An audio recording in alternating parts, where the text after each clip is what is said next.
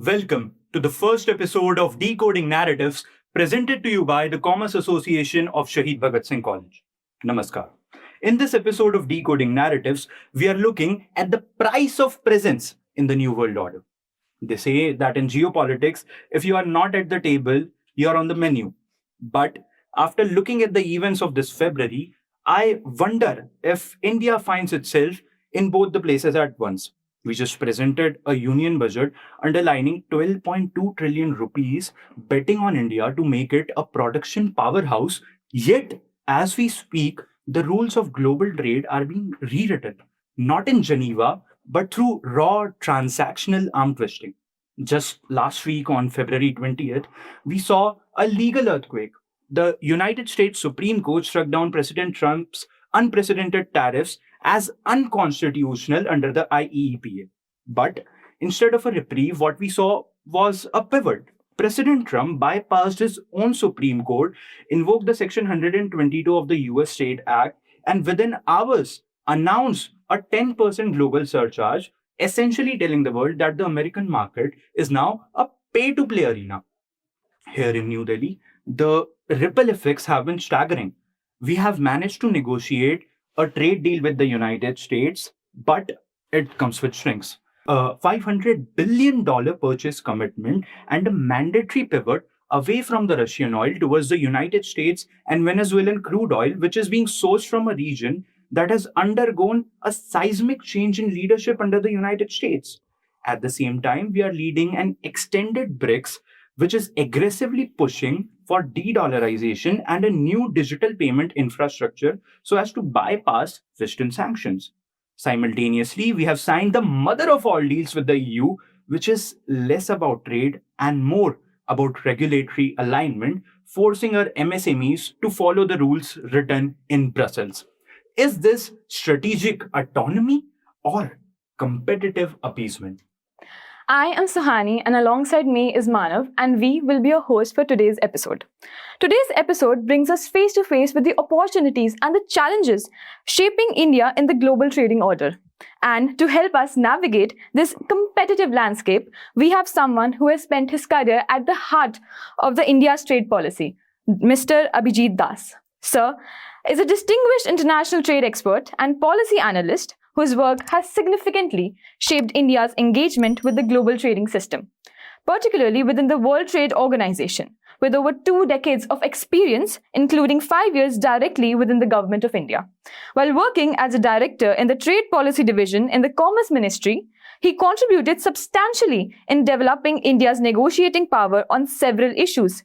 He has particularly directed in several multilateral and bilateral trade negotiations, including in anti-dumping and subsidy negotiations under the Doha round at the WTO and OECD steel subsidies. He later led the Center for WTO Studies and at the Indian Institute of Foreign Trade, an institution set up to assist the Government of India in trade policy making. His latest book, Strategies in GATT and WTO Negotiations, published by Oxford University Press in 2025, is the definitive work of a career spent shaping how India engages with the global trading system. Following the conclusion of his tenure at the Center for WTO Studies, Mr. Das continues to contribute through independent research and policy engagement on global trade issues. Welcome, Professor Das. There hasn't been a better moment to have this conversation. Thanks to both of you, and thanks to your college for giving me this opportunity, this privilege to interact with a very large audience comprising students of your very illustrious institution through the medium of this podcast. I'm really delighted to be engaging in a conversation with both of you. So, shoot. Let's see how we can make it interactive, informative. I'll try to keep it as comprehensible as possible without sacrificing technical details as well. Sure.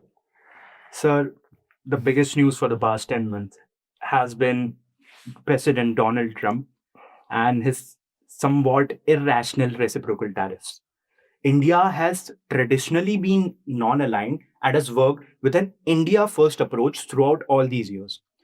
Now, with President Trump's arm twisting, which has now led many countries to engage in a race of competitive appeasement, do you think that there is a need of revamp to this India's policy of non-confrontation, of confrontation, or do you think that India has shown a spine while also sustaining damage through this, interim agreement, whose notice has just been released in February?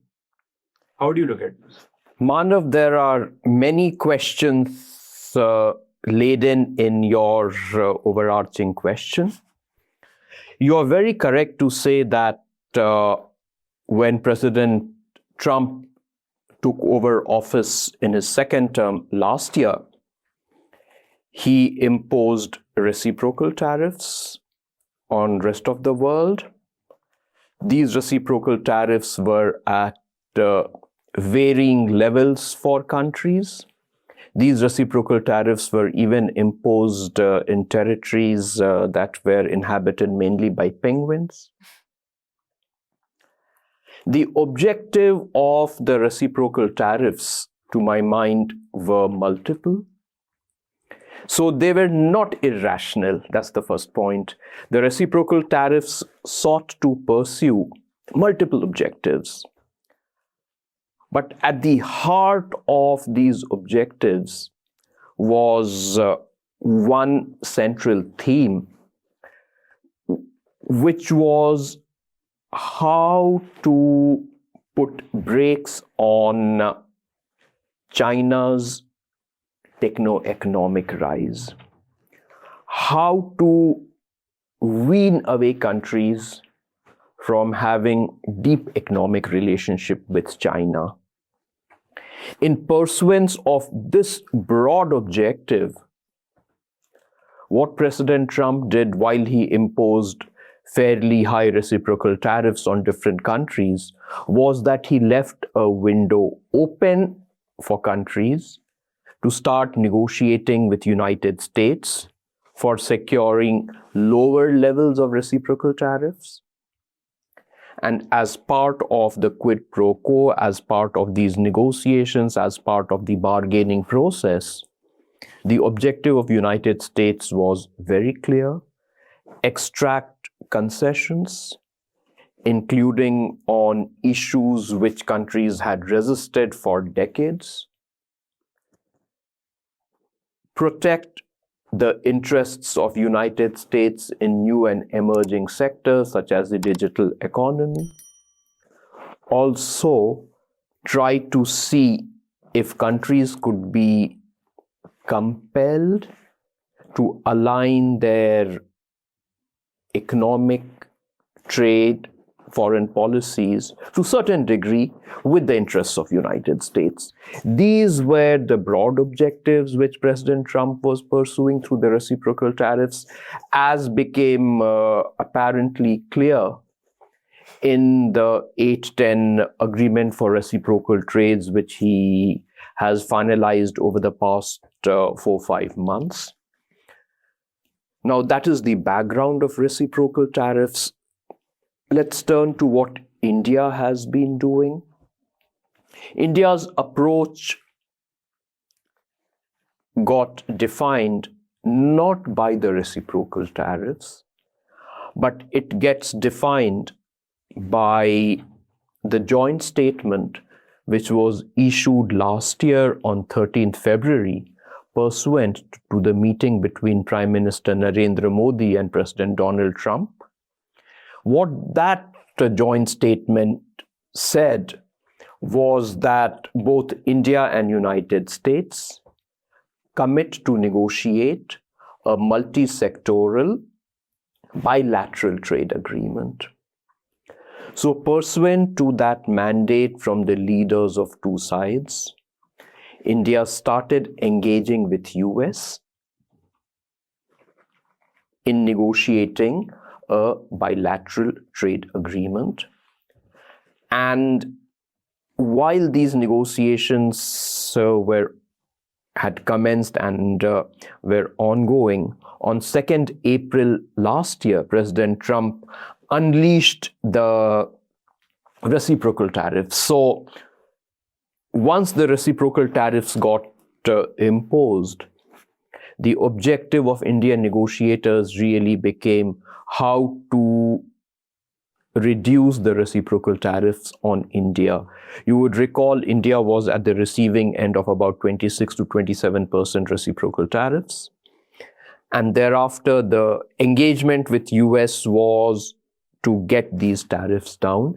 The main objective there was, can we secure a level of reciprocal tariffs which would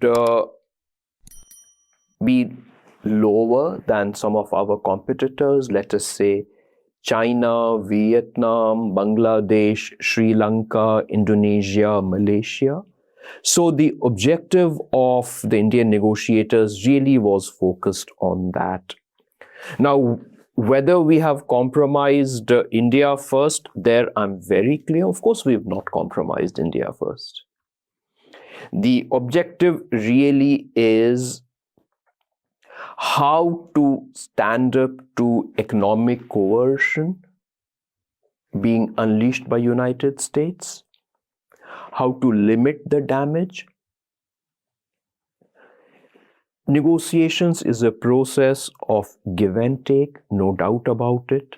So to get the reciprocal tariffs reduced, we appear to have committed to give concessions.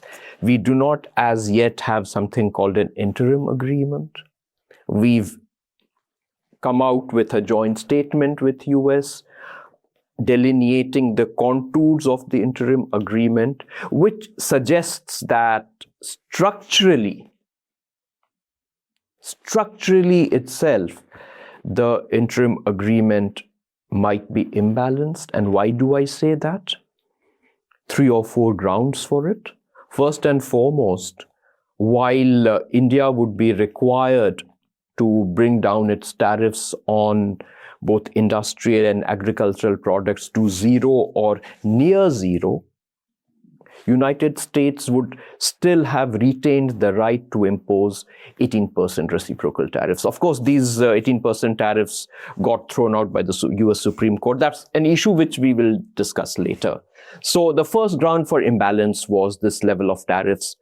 Our exports would have continued to face 18% reciprocal tariffs, whereas US would have faced 0 or lower tariffs in the Indian market. Second was the intention from the Indian side to purchase $500 billion of goods and services from the US, whereas there was no reciprocal commit from the US side. Third, and this is an aspect which has not been explicitly articulated in the joint statement, but if you see the contours of some of the agreement for reciprocal trade which US negotiated, finalized with countries like Cambodia, Malaysia, Indonesia, Argentina, etc., then there are other elements of imbalance. For example, if a consignment of agricultural products such as dairy or poultry or meat enters the partner country and is accompanied with the relevant certificate from US health agencies, then the partner country is mandated to accept those consignments, whereas US has not given a reciprocal commitment. Then there are provisions which require the partner country to align themselves with economic security of US. So for these 4 broad reasons, I do think that the agreement which countries have been finalizing with the US, be it the agreement for reciprocal trade finalized by 8-10 countries, or what might be in the pipeline in terms of the interim agreement between India and US, these are structurally imbalanced. Commitments by the partner countries to do A, B, C, D, E, but very little reciprocity from the side of United States. Does that help answer your question, Manav? Sure, sir. About the objective of the reciprocal tariffs from the perspective of the United States, do you think this announcement is just a creation of Donald Trump's ego, or does Mr. Trump really think that, US has been on the receiving end of some asymmetric deals throughout the year, and he's just trying to reverse that. Okay. Number one, it's not about ego. Number two, it's not about Donald Trump. Number three, despite President Trump talking about asymmetric agreements whereby countries, rest of the world has taken US for a ride, the reality is very different. Let me take you through each of these three aspects one by one. Let's go back to President Trump's first term. During that first term, President Trump imposed tariffs on imports of iron and steel from rest of the world. He also got into a trade war with China. Now, these tariffs were not reversed by President Biden, who succeeded him. So there was a continuity. And now similar measures are being taken by the second Trump administration. So it's not about ego, it's not about Trump, it's a continuity in US policies. And in fact, I would dare say that the fundamental underpinnings, the seeds of such a policy, even predates the first tenure of President Trump. It goes back to the Obama administration, when the Obama administration took certain actions at the WTO, which are preventing the WTO members from legally challenging the actions of President Trump and having an effective redressal. So it's really a continuity of US policy. It's about how does the United States engage in a global situation when there is a fast, powerful, rising China.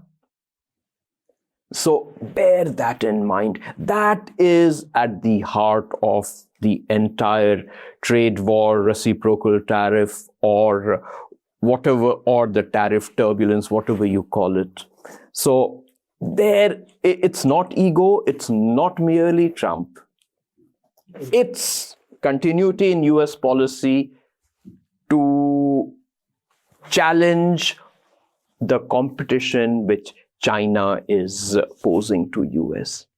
Does that respond to your question? So it's more about just competing with these emerging giants or the former giants like China and US, China and Russia, but also about keeping a check on these emerging nations like India and the global south. Yes, it's really, you're very correct, Manav. It's two things.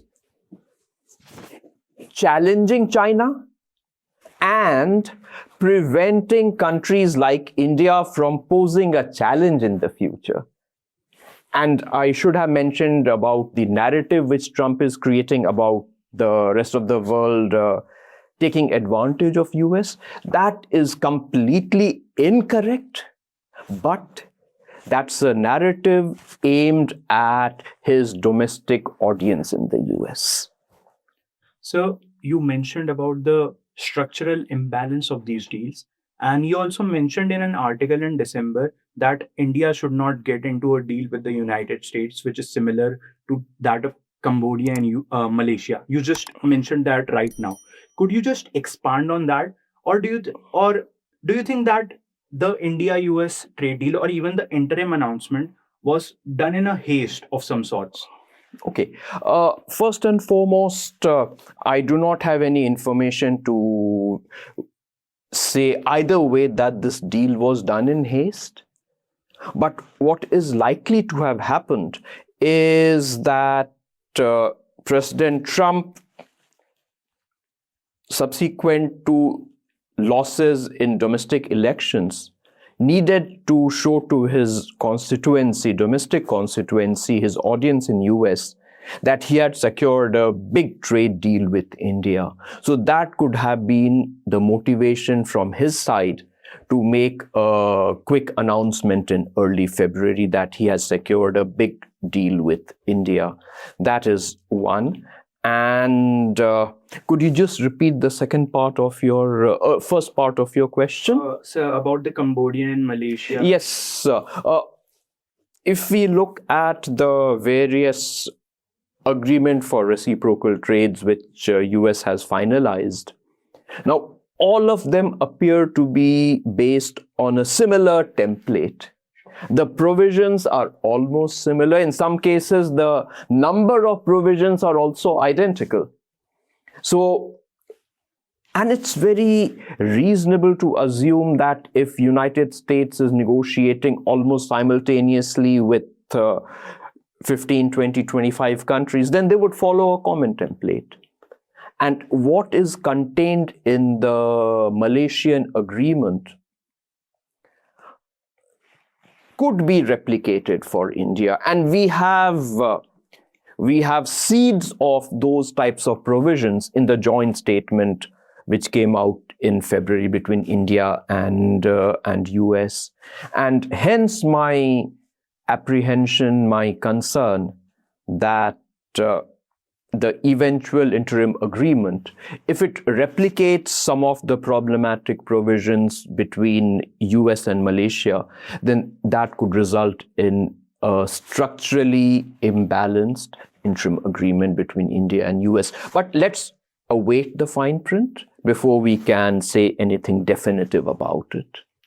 So my last follow-up for this topic about India's position. There were news last year that the trade deal was not finalized because President Trump was waiting for Prime Minister Modi's call to say that, yes, we are agreeing to this, and the deal fell off last year.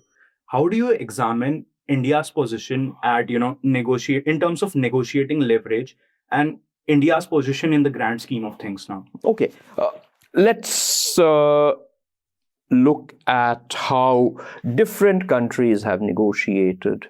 Some countries rushed headlong into finalizing deals. We were the first one to start negotiations. And so far we've held to our position, I would say. And we managed to stretch the negotiations to the extent possible. Other countries fell quickly in line with what the US wanted. India didn't. So those are redeeming features from the Indian side. And when it comes to what has been speculated in the media that President Trump was waiting for a phone call from the Indian Prime Minister, we really cannot say anything definitive on that. But what is important to recognize is that that is not the Indian style of negotiation. Indian style of negotiation really is bottom-up. The negotiators finalize, and thereafter the political leadership gives it the thumbs up. The risk in having negotiations at the political level is, as it's rumored to be, again, not very definitive, what the negotiators from some of the countries finalized. President Trump, in his conversation with leaders of those respective countries, skewed the final deal in favor of the US.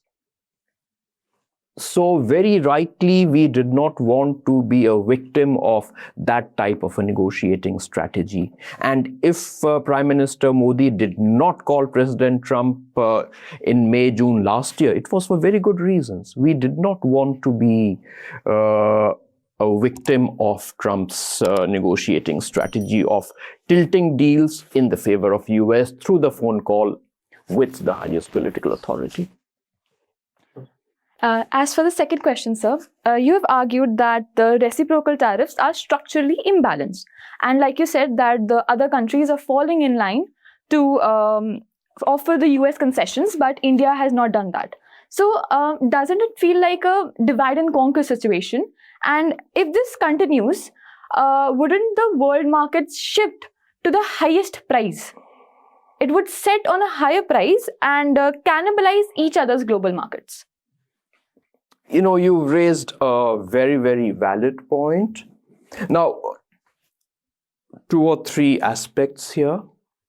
I should have mentioned right up front that the reciprocal tariffs imposed by the United States are violative of multiple commitments of the United States at the WTO. We will talk of that issue if time permits later in our interaction. But what is relevant to remember, and that's a point which you very eloquently mentioned, that is divide and rule. Right. Now, how is it divide and rule? India gets a reciprocal tariff of 26%. Vietnam gets a reciprocal tariff, Cambodia gets a reciprocal tariff, or Bangladesh gets a reciprocal tariffs in 40s, 45, 46, 47, 48, whatever. Then these countries negotiate with US. They secure a lower reciprocal tariff in the range of 19, 20, 21%. Now, if India were to remain at 26%, our exports, particularly in the labor-intensive sectors such as textiles and clothing, leather, gems and jewelry, they would have got adversely impacted. So we would have tried to bring the reciprocal tariffs down. How do you do that?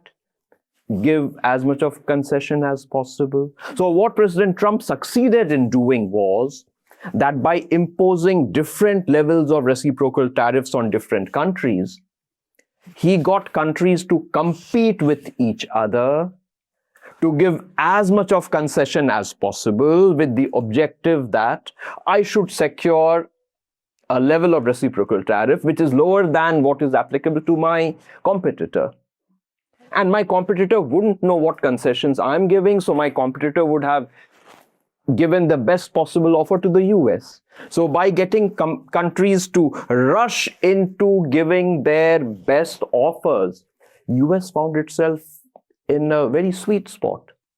It could manipulate the negotiations, make sure that it could extract the best possible deal from each country, and still retain negotiating chip in its hand in the form of the revised reciprocal tariff. So a very clear illustration of divide and rule strategy.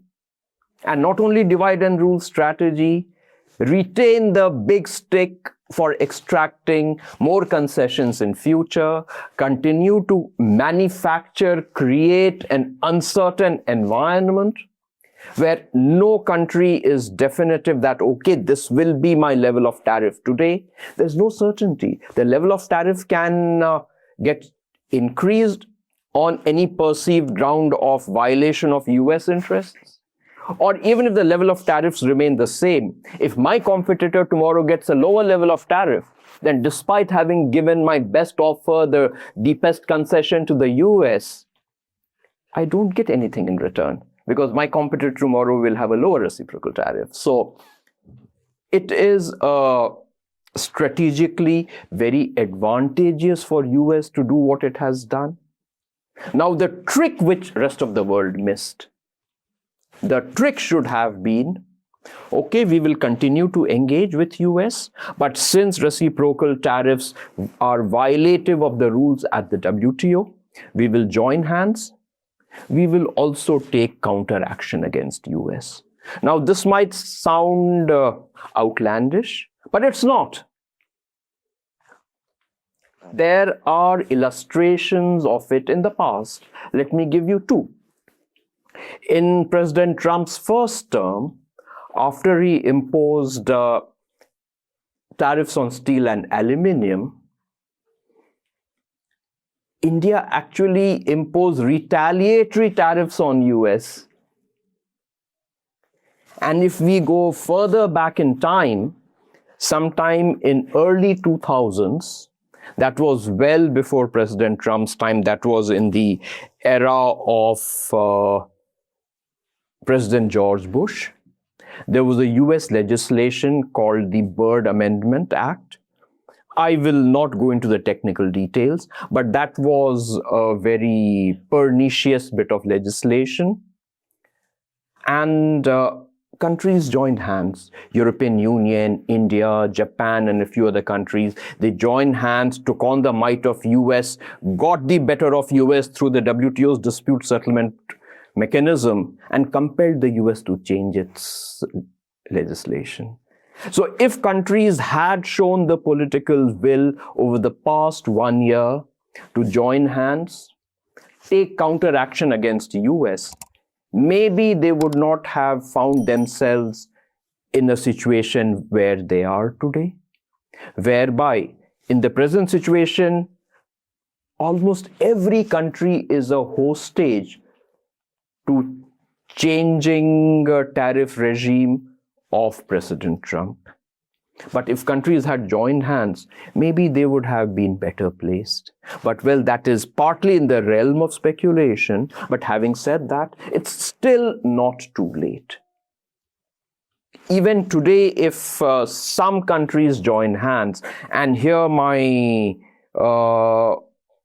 aspiration is that some of the larger developing countries, India, Brazil, Argentina, or even Indonesia, could be Malaysia, if they join hands, come together, try to make US see the right path, it will be an effort not in vain. Certainly, US will respond violently, no doubt about it. They will threaten more tariffs.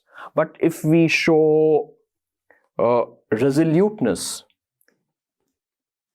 we may also garner gains. There may be a bit of a risk in this strategy, but it's still worth attempting that. It's not that we don't have bargaining chips. We have bargaining chips. It's like the good old Hanuman in our mythology. Hanuman had to be reminded of his powers, you will recall. Yeah. I think developing countries need to be reminded of their powers, which they can wield if they join hands. Like you said, that if countries join hands and stand their ground against US, it will be a favorable condition for us. But if that does not happen, do you think that India's idea of strategic autonomy will be in risk and it'll just be symbolic rather than substantive? We have to define what strategic autonomy is. At this juncture, the way in which strategic autonomy really should manifest itself when it comes to trade is that the country is not overwhelmingly dependent on just 2 or 3 markets for its exports. In the current times, almost 1/5 of our exports go to United States. There is a need to diversify. That is what will give us strategic autonomy. Second, if we are compelled to align some aspects of our policy making with economic interests of US, then maybe that curtails our strategic autonomy. But let's not forget, US is the largest market. That largest market cannot remain shut for more than half of our global exports, or rather more than half of our bilateral exports to the US. We are already seeing some adverse effects in textiles and clothing sector because the US market is shut. But having said that, there is already an attempt at diversification which is partly succeeding. So government, I'm sure, is taking all these developments, all these dynamics in mind while deciding the next steps after the Supreme Court decision of 20th February, how to engage further with US. So you talked about WTO's role, Trump violating WTO bylaws, and you just now mentioned about the Supreme Court verdict. Donald Trump is now bypassing his own Supreme Court by dusting off obscure laws like Section 122 and 301 of the US Trade Act, which are mainly about a temporary import surcharge, which has now been in vogue, and retaliatory policies, so that he could keep his tariff wall alive. Now, he is in violation of some of the WTO's bylaws and also the principle of non-discrimination of other countries. If the US, which tends to be the former architect of global trade, and it is now openly breaking every barrier and every rule in the book to protects its trade's balance or imbalance.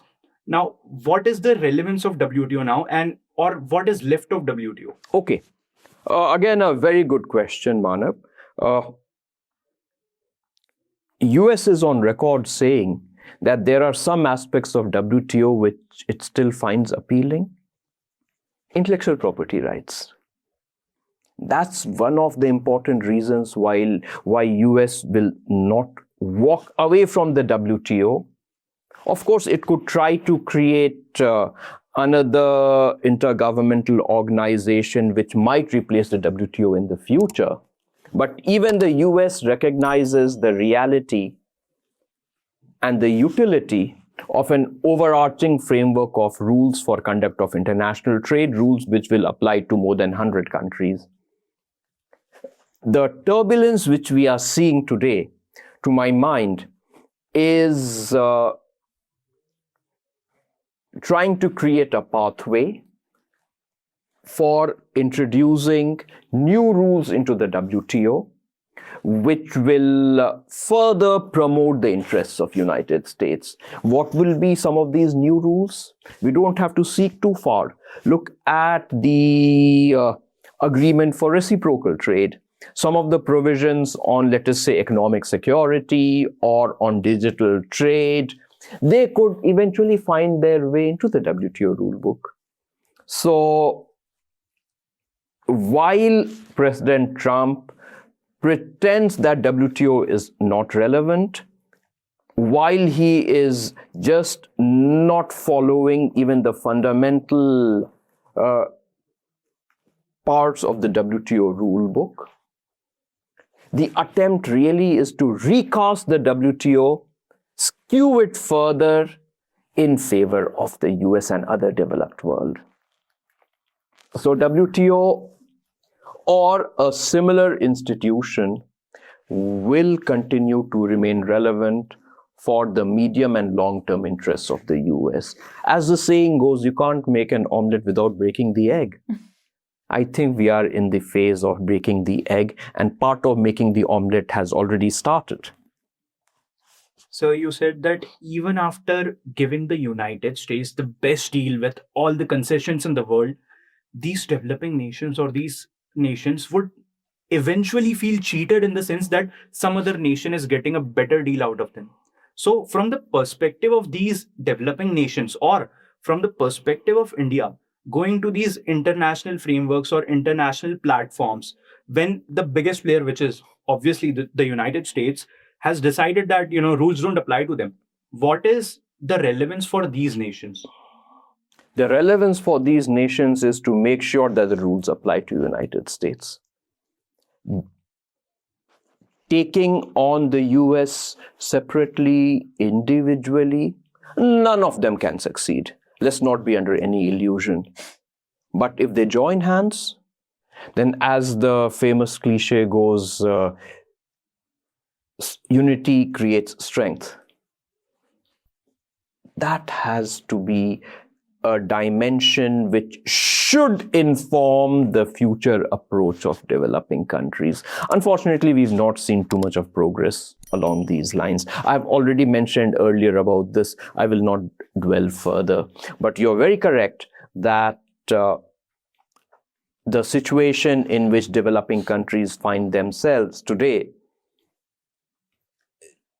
is tailor-made to create lot of uncertainty, lot of dissatisfaction pursuant to striking deals with US, and does not augur well for future international order which can be balanced, equitable, and which can seek to promote development in smaller countries. So you mentioned that US is trying to skew or sway platforms like WTO or similar platforms like that in its side. So, and you also mentioned that there are some provisions in the trade deals that the United States has signed to follow their lead in digital trade and etc. etc. And US through its trade deals is now forcing these nations to support multilateral adoption of permanent moratorium on custom duties on electronic transmissions in the WTO. Now, for emerging nations who are still reliant on foreign technologies, their domestic market or domestic firms would just succumb to this. So, again, from the perspective of these nations, what are their options? What could they do? At the WTO in 1998, the membership adopted what is called a temporary moratorium on customs duties on electronic transmissions. Now, this was a moratorium which gets extended every 2 years, essentially through the ministerial conference of the WTO. Now, when this moratorium was first agreed to, I'm pretty sure countries did not realize what they were signing on to, including the United States. The background was that in February 1998, US came up with this proposal. It was discussed in just one meeting of the WTO. And if you look at the minutes of that meeting, it makes it amply clear that there was no clarity, forget even consensus, there was no clarity on the scope of this moratorium. What would the moratorium apply on goods, services, intellectual property rights? How would electronic transmissions be defined? There was no clarity. And still, because of the overwhelming asymmetric negotiating power which the US enjoyed and continues to enjoy at the WTO, this went through, got endorsed by the ministerial meeting just a few months after it was first introduced in Feb 1998. Thereafter, from 2017 or 2015 onwards, developing countries started realizing the downsides of this moratorium, how they had granted a concession to the US, which was almost one-sided. Remember, at the WTO, it's about mutual benefits. But here was a concession that was granted, which was not doing anything good for the developing countries. They were losing revenue, which they could have collected by imposing customs duties on electronic transmissions. There have been certain estimates of the revenue losses. Most of these revenue losses have accrued to developing countries. Consequently, developing countries started resisting continuation of this moratorium. In fact, in 2019, we'd come very close to the moratorium being thrown out. But for a variety of reasons, that did not happen. But the moratorium keeps on getting extended from one ministerial to another. We have a next ministerial meeting of the WTO, which is scheduled to take place in Yaoundé in end March, where the push really is by the US to have a permanent moratorium. Now, what will the permanent moratorium do? We do not know the scope of the coverage, whether it will be confined to just digitally delivered goods, whether it will include digitally delivered services as well. But one thing which is very clear is that as more and more goods get digitized, countries will start losing more and more revenue. So a stream which is likely to be perhaps the most buoyant in terms of economic activity, namely digital sector, governments world over are likely to lose the policy instrument to raise revenues. It doesn't end over there. Now, all of us know that big tech hates to pay taxes. Now, this is one way through which it wants to insulate itself from paying taxes. Now, there's another way, and that is very interesting. If you look at these agreement for reciprocal trade, there are provisions contained in those agreements which will prevent countries from even imposing domestic taxes on US digital players. So not only are you prevented from imposing a customs duty on electronic transmissions, you are even prevented from imposing domestic taxes on US digital players. And here it's to my regret that even without an interim agreement with the US, we removed the equalization levy not in current budget, in last year's budget. Equalization levy, which was a taxation on digital transactions of US and other foreign entities. Now, we can bring it back, no doubt.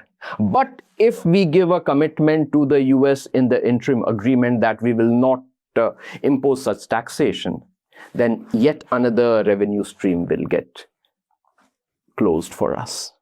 So specifically about this digital trade thing, India has just joined Pact Silica, which was announced in December 2025 by the United States. Could the United States leverage that alliance to, have this permanent adoption of this moratorium in WTO? See, US is using the bilateral trade agreements, the reciprocal agreement for reciprocal trade for pushing through the permanent moratorium. So I suspect that is the route which US will adopt, and may not be the Pax Silica, because this the route of agreement for reciprocal trade might be more relevant and effective. Finally, how many countries were opposing US? Which were the countries opposing US on the permanent moratorium at the WTO? It was countries like India, Pakistan, Indonesia, Brazil, Malaysia. So some of these countries have already fallen by the wayside because of their bilateral deals with US. I hope India remains firm, remains standing on this issue. So far, we've not got any indication to the contrary. And I'm optimistic that at the Cameroon ministerial, India will stand firm in resisting a permanent moratorium on customs duties on electronic transmissions.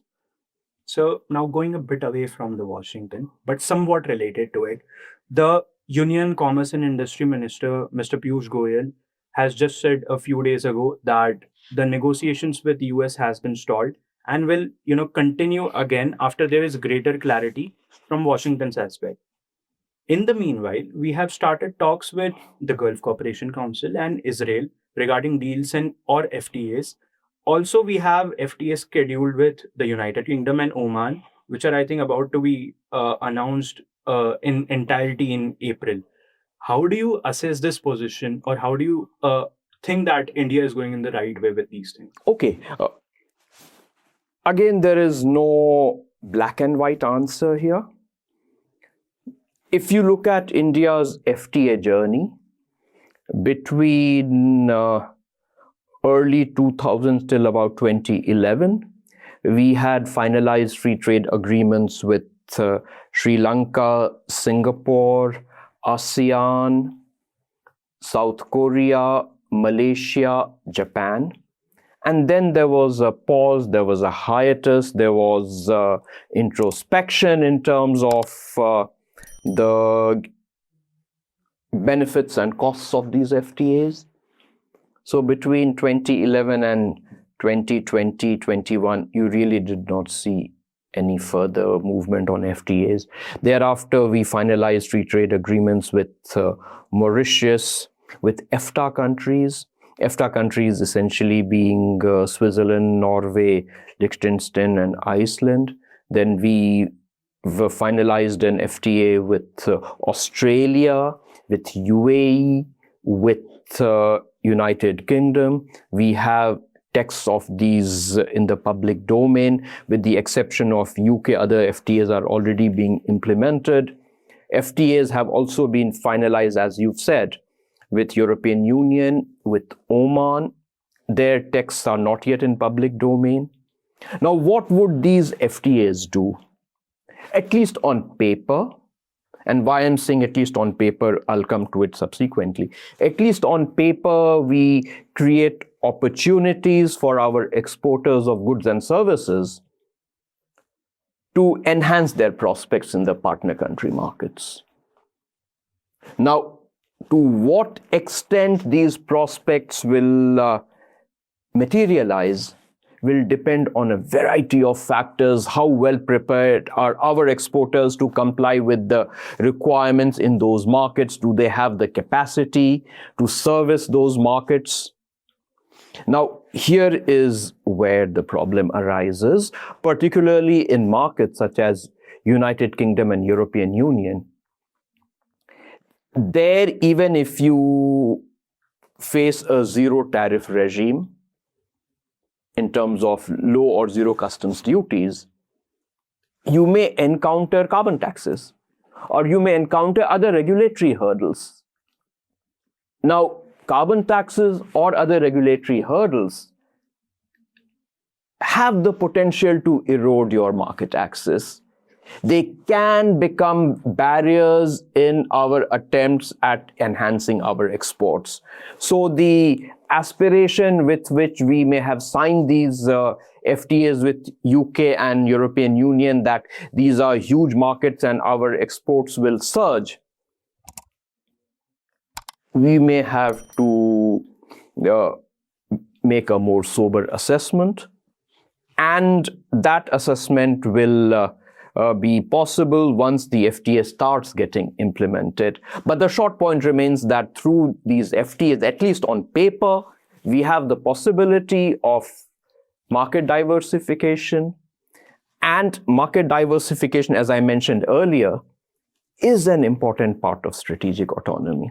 But whether we will achieve market diversification will depend on how issues around environment, around labor, gender are addressed in these FTAs, whether we are giving the partner country, European Union or UK, a right, a legal right, or creating a pathway for creating a pathway for acquiring a legal right to impose barriers to our exports. That remains to be seen. And if that happens, then the promise of these FTAs may not be fully realized. And then we might come to regret the concessions which we may have given. But as I said, nothing definite over here, no black and white, bit of gray. Let's await the implementation. Maybe after a few years down the line, one could have a more realistic perspective on what happened because of these FTAs. Did our exports boom? Or we had the possibility, we had the potential, but because of regulatory barriers, because of carbon taxes, we were unable to export. So we will have to wait and watch. So, like you said about the Indian exports, during 2017 and 2022, Indian exports were around 31%, but their imports from those same FTA partners were around 82%. Our FTA utilization rate was around 25%. So my question is that, are we signing agreements faster than we're benefiting from them? And why aren't the Indian businessmen and Indian companies able to fully tap the potentials that these agreements can provide us? Okay, there are two different dimensions here. Laden in your question, if I have understood it correctly, is that why is it that our imports to FTA partners have really surged, whereas even if our exports have increased, they have not kept pace with increase in imports? Yes. And second is, why has the Indian business community not been fully able to tap into the opportunities? Now, let me start with your first part of the question. Now, if you look at the relative tariff structures of India and the partner countries, two things stand out very starkly. On average, our tariffs were much higher than that of the partner country. Look at India, Singapore. Singapore almost zero tariffs. And we had much higher tariffs. That is the case with all our FTA partners. So when we bring the tariffs down on substantially all trade, reduce tariffs, bring them down to zero, clearly we are offering a huge market access to the partner country. Not only that, if you look at how our tariffs are spread, Then in respect of our exports to the partner countries, most of our exports, even prior to the FTA, were in tariff bands which were already very low, 0 or 5%. Most of our exports were concentrated in those bands. So the advantage which the FTA gave to our exports in terms of bringing high tariffs in the partner countries down to 0 or close to 0 benefited a very narrow range of our exports. On the other hand, most of the imports from the partner countries which were coming into India prior to the FTA, most of those imports were in bands of higher tariffs in India. So because of our average tariffs being high and because of the skewed distribution in exports and imports in different tariff bands, it was a given that pursuant to signing FTAs, our exports would increase, imports would increase, but imports would increase much, much faster than the exports. Sorry to interrupt, but so this is a fable situation for us. I won't describe it that way. Our exports have increased, but not as much as imports have increased. I'm not for a minute saying that imports are bad. We need imports, particularly of raw materials, parts and components, intermediates, to impart momentum to our manufacturing sector so that we are able to become price competitive based on sourcing inputs at the most competitive global prices. But the point I'm making is that it was a given right from the beginning that because of the difference in tariff structures, the rate of increase in exports to the FTA partner country would be lower than the rate of increase in imports from the FTA partner country into India. Now, coming to the second aspect, why the business community has not been able to take advantage. Why is our FTA utilization low? Well, tariffs are not the only problem in export and import. Our exports have also to comply with the regulatory requirements there in the partner country. And many of the problematic regulatory requirements may not have got addressed through the FTA. So while the tariffs came down, if the same problematic regulatory requirement persisted, then you cannot expect exports to increase substantially. So bear in mind that tariffs are just one aspect which determines trade. Compliance with regulatory requirement, which can at times be more onerous than tariffs, are another important determinant of trade flows. And if though that aspect is not suitably addressed, then FTAs can only do that much by reducing tariffs. Does that help respond to your questions? Yes, sir, it does. So I think somewhat related to this, if these agreements are structurally imbalanced, you have been part of these negotiations. What is the objective of what goes behind these closed doors? Is it reaching a consensus or just, taking the best deal that is possible? The objective is to strike a deal which helps promote national interest. And when I say national interest, it is not confined only to trade. There are non-trade dimensions as well. So I presume those are considerations which eventually feed into the final decision. Apart from the gains from the agreement for trade, there would be other non-trade considerations as well. But coming specifically to the trade aspects, bear in mind that if we are at the negotiating table, you have to give concessions to extract something. The trick is how to ensure that the agreement is equitable, balanced, and in some areas you may give concessions, in other areas you may make gains. So once there's an assessment that, well, there is more or less a balance, then countries go ahead and sign the deal.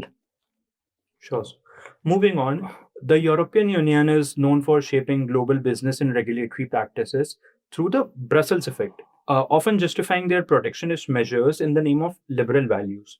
Now, to what extent could these effect or these tendencies or trend impact India? Knowing that the recently signed India EU FTA is more about opening new doors rather than closing the old ones. Right. So you've touched a raw nerve over here, and the raw nerve is that European Union in particular, at least that's the perception amongst many analysts, business and trade in India and some other countries. European Union hides behind the veneer of promoting desirable objectives. But behind promoting desirable objectives, what gets actually manifested, what gets articulated through trade agreements is green protectionism.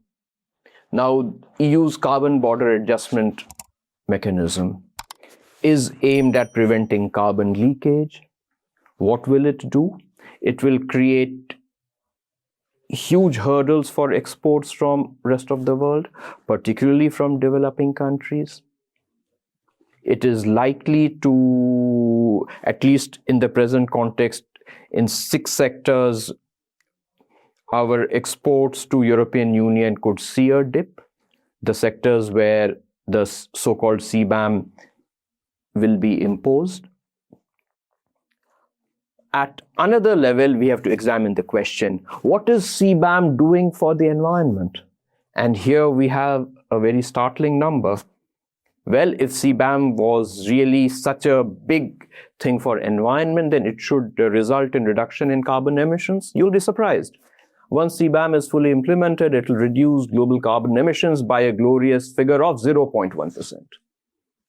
So if countries say that European Union's pursuance of desirable liberal values like environment protection or promoting labor rights or promoting gender equality is desirable, then yes, it's desirable, but certainly not desirable the way in which it is getting manifested through erecting barriers to exports of other countries.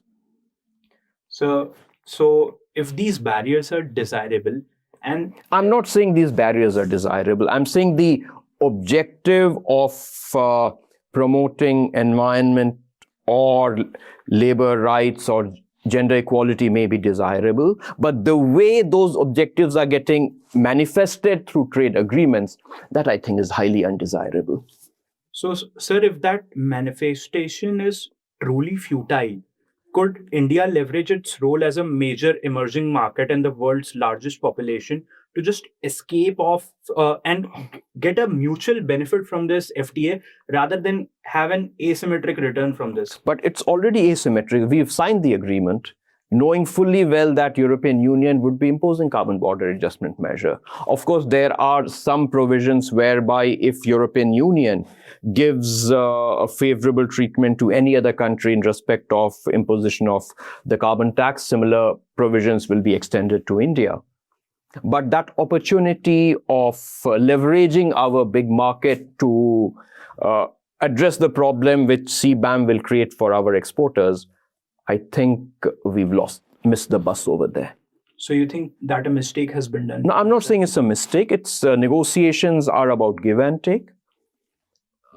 There is nothing called a mistake. Mistake will happen if we take a commitment without fully examining the issue. The issue of CBAM has been on the radar for a number of years. It has been analyzed threadbare. I'm sure our negotiators would have fought hard. What they've achieved may go some way in alleviating the problems of our exporters, but what I would say is that it does not do sufficiently enough to reduce the possibility of our exporters facing hurdles. Sir, how can the Indian MSMEs, which could be the biggest impact point for this FTA, ensure compliance and ensure their survival and growth in the both in the domestic market and obviously in the foreign market as well, without being disadvantaged by this? Okay, let's look at FTA with European Union or FTA with UK. Most of the imports which might come from these countries are not likely to be products which our MSMEs produce, except perhaps in the sector of auto components. In auto component sector, the MSMEs have a significant presence. And there, if we are going to be allowing imports of auto components at zero duty, some of our MSMEs will take a hit. But in respect of most of the other sectors, I do not envisage MSMEs taking that bigger hit. Another sector could be food processing sector, something which is a sunrise industry. And if we are going to be giving concessions to process food, be it from UK or European Union, then it remains to be seen whether our MSMEs in the food processing sector are able to face import competition. They will face challenges. But I would stick my neck out and say, apart from food processing and auto components, in most of the other sectors, at least in the foreseeable medium term, MSMEs are not likely to be adversely affected in the Indian domestic market. But will it create opportunities for MSMEs in foreign markets? That's a big question, because the cost of compliance with the regulatory requirements in the foreign markets are quite substantial. Here the role of the government comes in. Can the government help prepare the MSMEs to effectively meet the regulatory requirements in UK and European Union? What needs to be done to help the MSMEs meet the regulatory requirement? Is it technology upgradation? Is it skill upgradation? Is it a question of finances? So a detailed analysis is required. And based on what comes out from the analysis, government will have to put in take initiatives, and the time to do it is now. We have a window of about 9 months to a year before the FTA with European Union gets implemented. If we are able to get our act in place along the lines which I have mentioned, then certainly our MSMEs will be better placed to tap into the export opportunities in the EU market, which will arise because of the FTA. So just one last follow-up for this. You said getting our act in place, we have 9 months. In a country like India and the scale of a country like India, would it be possible, really?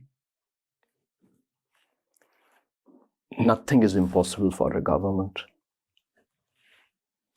Let me say that bluntly. 9 months, well planned, well structured, getting the right people involved.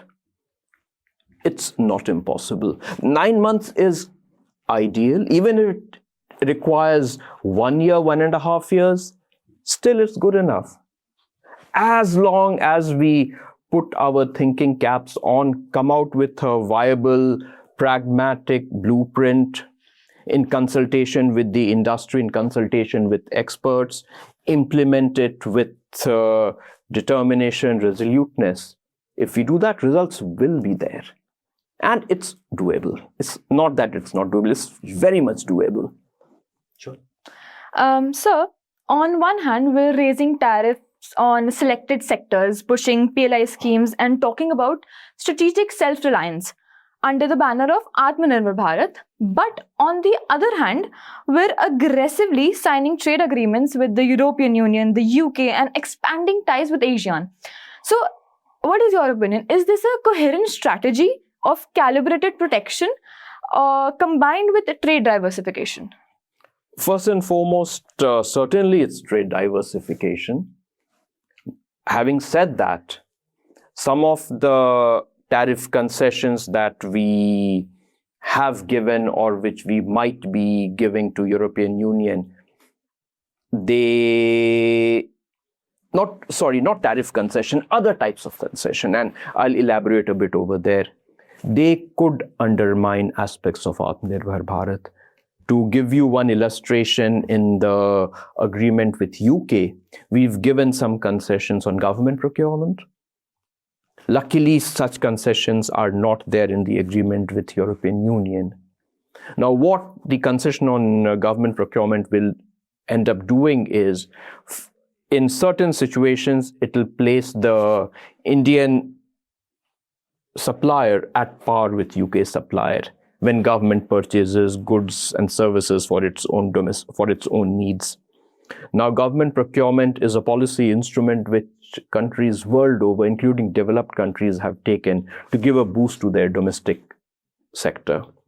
Now, we seem to be conceding ground on this aspect through our FTAs. Not giving concession to European Union on government procurement, to my mind, is a very heartening development. Otherwise, it would have been a big blow to Atmanirbhar Bharat. So the government is trying to balance our export objectives, export potential, export prospects, with trying to make sure that our domestic capabilities are also protected and preserved. Let's see how this fine balancing proceeds in future. But on this issue, let me take the opportunity of discussing 2 or 3 interesting episodes on the use of tariffs. The most vibrant segment in Indian manufacturing is automobile sector, auto components. Do you know why this sector was created?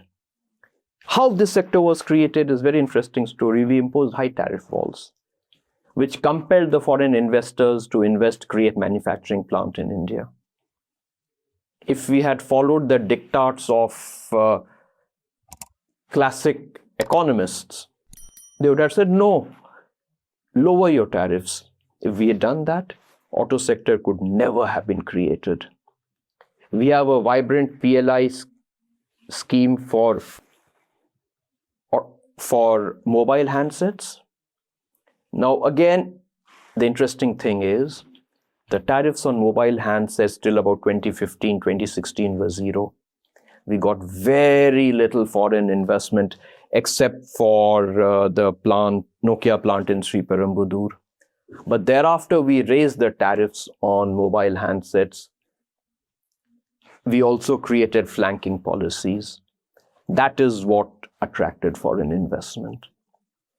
So, 2 of the success stories in Indian manufacturing, auto component sector in late 1990s, early 2000s, and the mobile handset sector in the recent 4-5 years. Tariff has had a big role to play in getting foreign investment, getting manufacturing to flower in these sectors. Let me give you a contrary example. Where we lowered tariffs, brought down the tariffs to zero, that was pursuant to something called WTO's Information Technology Agreement, whereby sometime around 1998 onwards, what we did was we brought down tariffs to zero on a broad range of information technology products, IT hardware essentially. Now, before we brought down the tariffs to zero on IT hardware, almost 3/4 of our domestic requirements were being met by domestic players. But after we brought down tariffs to zero in this sector, our domestic players were unable to meet import competition. They were unable to expand their capacities. And within a decade or decade and a half, their share in our domestic market fell to about 30 to 35%. So this should be a cautionary tale for many people who advocate that lower tariffs, bring customs duties down, come to zero. Injecting competition will result in gains. Our experience in IT hardware, does not bear this out. In textbooks, yes, lowering tariffs, injecting competition.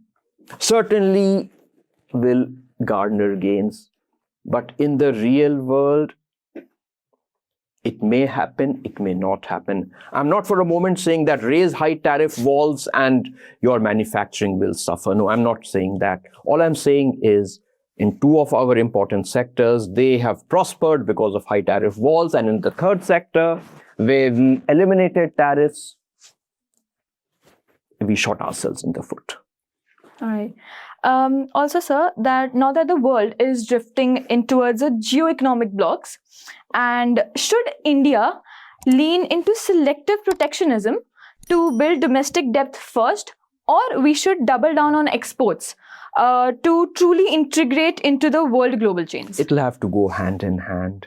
We have to take measures to make our manufacturing more competitive. FTAs is one route of boosting our exports, but I think the gains which we will garner in terms of imparting a real momentum to our exports will come from addressing logistics costs, addressing costs which arise on account of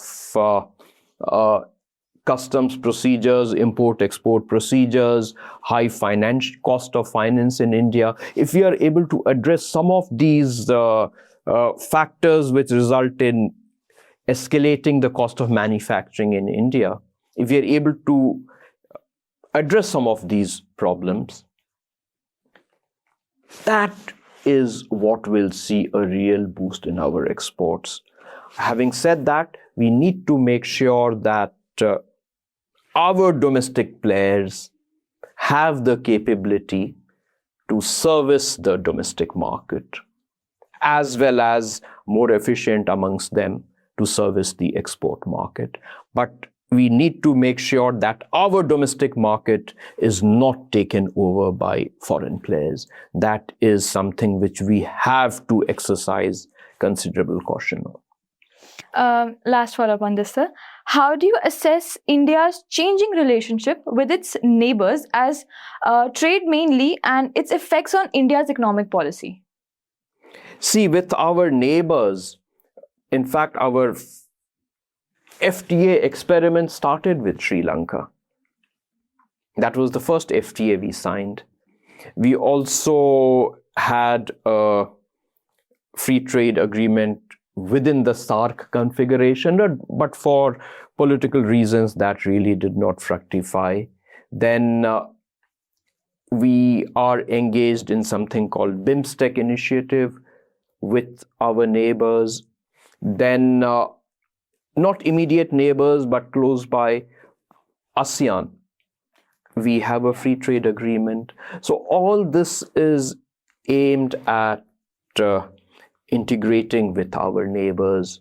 But the point to remember is many of these are not large markets.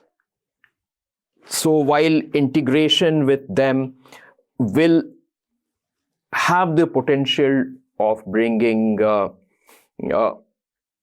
let us say, geostrategic gains for us, economic gains will be there, but to a limited extent. We will have to engage. There is no substitute for engaging with the bigger countries, bigger markets.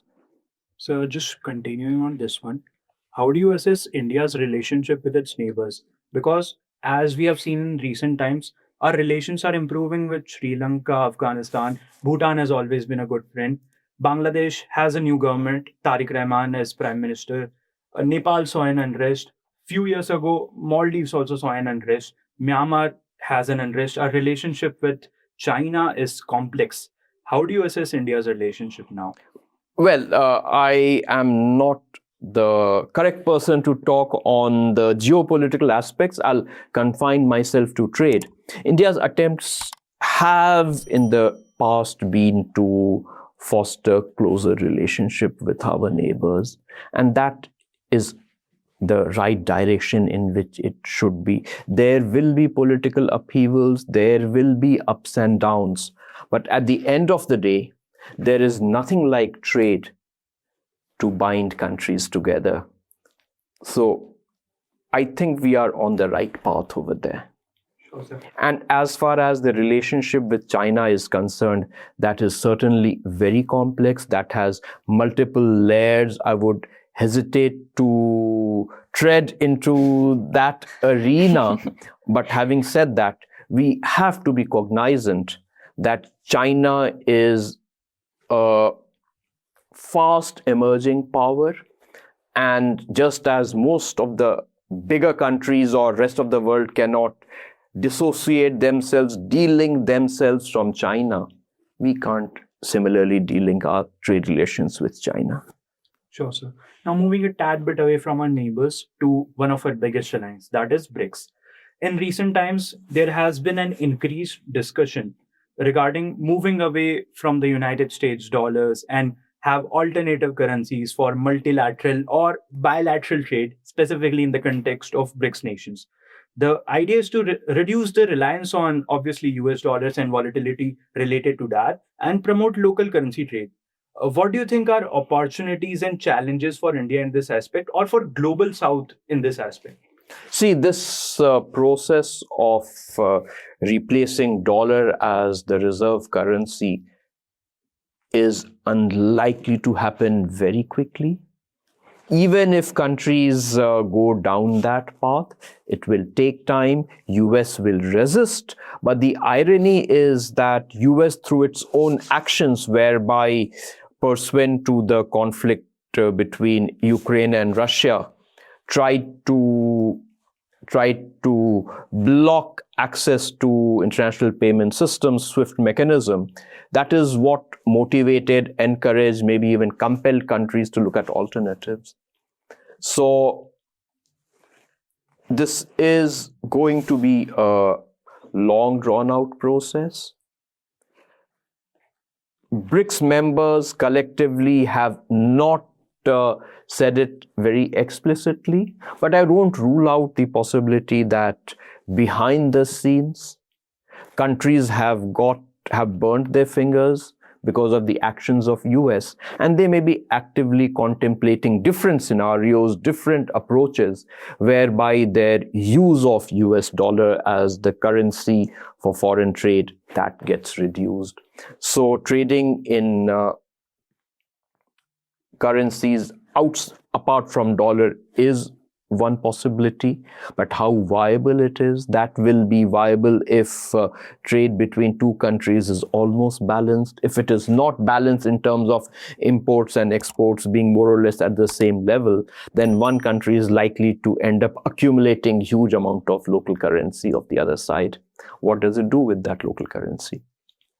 So those problems will have to be addressed. But I take your point that BRICS could be an organization which, if not immediately today, in the next few years, has the potential to start initiatives which might reduce the reliance on dollar as the currency for international trade. So, as you said, that BRICS nations or their leaders have not explicitly said regarding this shift, but Brazilian President Lula da Silva was asked a few days ago, and the Russian President Putin was also asked about the similar thing in December. They said almost the same thing. They said that for multilateral trade, they are not looking for an instantaneous shift from dollar to that, but for bilateral trade with India, they are open to that particular consequence or particular thing. So how do you assess this? Again, as I said, if the trade between two countries is more or less balanced, then trade in local currency is viable, is sustainable. Look at the rupee-ruble trade. There it was quite imbalanced. We were purchasing much, much more than what Russia was purchasing from us. So it really couldn't get sustained. Had the trade been balanced, then yes, it could have been an option. And I really miss the statement of President Lula on this. I would have been very keen to see what he exactly said. But I don't rule it out. Brazil could be actively thinking in terms of alternatives. So when we talk about alternatives, we talk about de-dollarization. There are also adverse consequences related to that. The US doesn't just sit there. And recently we have seen that in Venezuela. Historically, we have seen that in Iraq and Libya, where the US has sought actions to preserve its monetary hegemony. So obviously there lies a challenge for India. How can India navigate this particular thing? Obviously not in the shorter term, in the longer term. It's a very, very difficult, choppy waters for India to navigate, particularly if the shift happens from dollar to the Chinese currency. Now, that may not be something which would be very appealing to the Indian policymakers. So we have to make wise choices.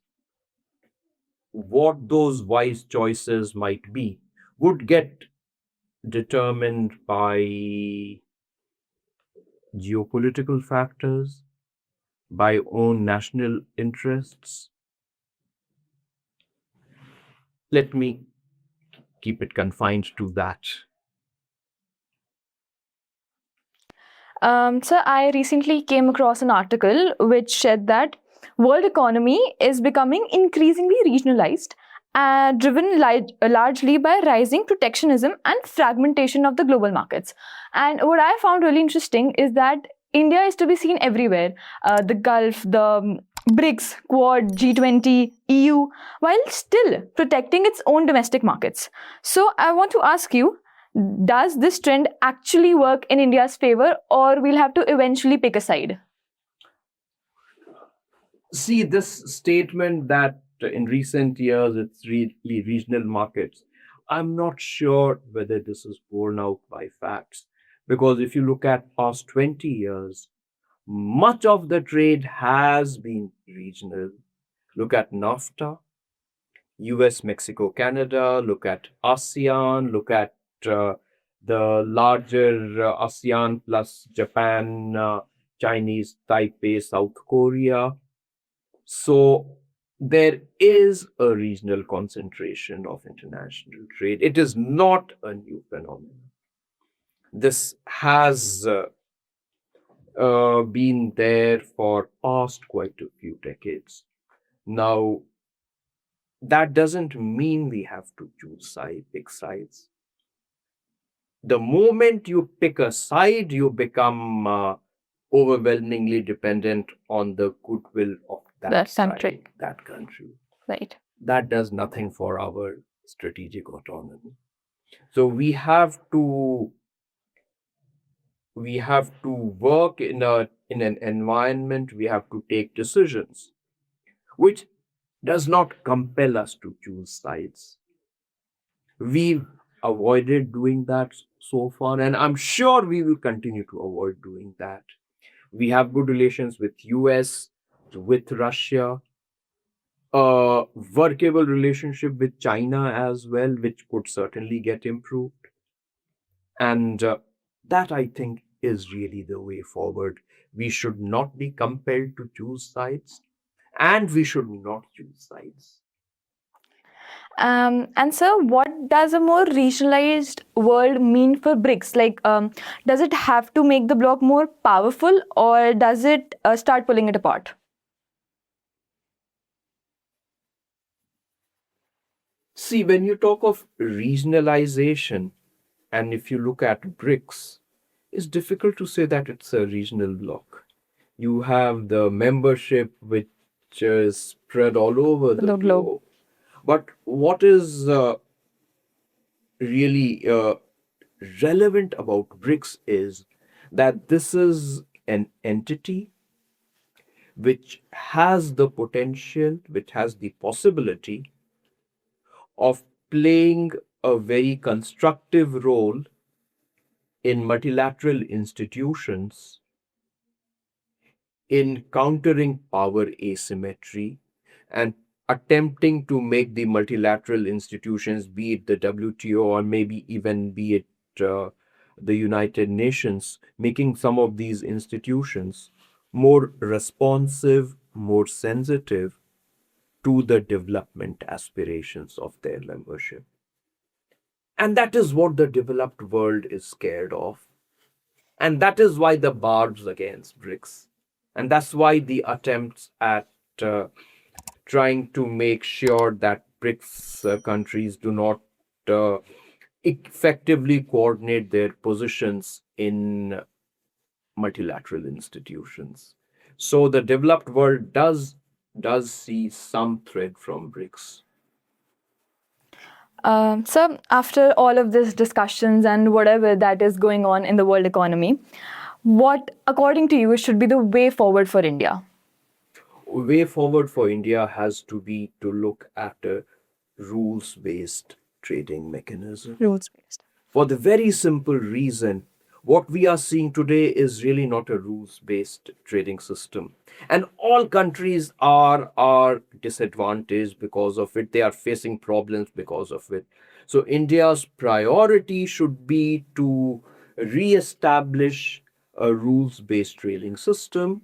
We may have to do legwork, we may have to coordinate with other countries, we may also, certainly we will have to work with the developed world, but there is no escaping away from it. For us, that has to be the central focus of our efforts when it comes to international trade and trade negotiations.